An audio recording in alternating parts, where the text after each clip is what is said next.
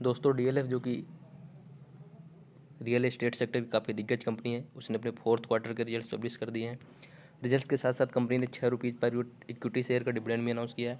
आइए देखते हैं कंपनी का परफॉर्मेंस प्रेजेंट क्वार्टर में कैसा रहा। अगर कंपनी के रेवेन्यू की बात की जाए प्रेजेंट क्वार्टर में, एक्चुअली डेटा करोर्स में है। अगर कंपनी के रेवेन्यू देखें प्रेजेंट क्वार्टर में तो 3,347 करोड़ का है। पिछले क्वार्टर में 1,737 करोड़ का था। तो क्वार्टरली बेसिस पे अगर कंपनी के रेवेन्यू की बात की जाए तो लगभग 93% के आसपास का जंप देखने को मिल रहा है। जबकि लास्ट ईयर देखें सेम क्वार्टर में तो कंपनी का रेवेन्यू 2,316 करोड़ का था। तो ईयरली बेसिस पे कंपनी के रेवेन्यू जो है वो लगभग 45% के आसपास जंप होते हुए दिखे हैं। इसके बाद अगर कंपनी के टोटल एक्सपेंडिचर की बात करें तो प्रेजेंट क्वार्टर में 2,295 करोड़ का है। जबकि पिछले क्वार्टर में 1,661 करोड़ का था। जबकि लास्ट ईयर सेम क्वार्टर में 1,515 करोड़ का था। तो क्वार्टरली और ईयरली दोनों बेसिस पे कंपनी की जो एक्सपेंडिचर है वो इंक्रीज होते हुए यहाँ पे दिख रहे हैं। इसके बाद अगर कंपनी के प्रॉफिट की बात करें, नेट प्रॉफिट की, तो प्रेजेंट क्वार्टर में कंपनी का नेट प्रॉफिट 1,282 करोड़ का है। पिछले क्वार्टर में 1,058 करोड़ का था। तो क्वार्टरली बेसिस पे अगर कंपनी के प्रॉफिट की बात करें तो लगभग 21% के आसपास का जंप देखने को मिल रहा है। लास्ट ईयर सेम क्वार्टर में कंपनी का प्रॉफिट 919 करोड़ का था। तो ईयरली बेसिस से अगर कंपनी का प्रॉफिट देखें तो लगभग 40% के आसपास कंपनी के प्रॉफिट में इंक्रीज देखने को मिला है।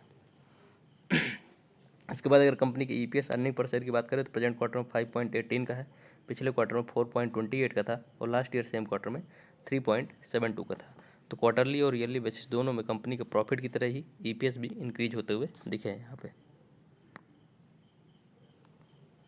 इसके बाद कंपनी के अगर शेयर होल्डिंग पैटर्न की बात करें तो प्रमोटर्स की शेयर होल्डिंग में यहाँ कोई चेंजेस नहीं है। क्वार्टरली बेसिस पे सेम प्रमोटर्स की शेयर होल्डिंग है 74.08% की।